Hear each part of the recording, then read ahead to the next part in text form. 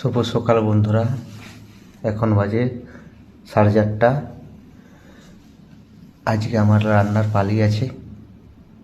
এখানে আছে ধনেপাতা আছে, লাল শাক আছে, বেগুন আছে, তার নিচে আছে পালং শাক। আজকে রান্না হবে পালং শাক বেগুন আলু দিয়ে। আর ওইদিকে দেখে নাও, ভাত চাপিয়ে দিয়েছি।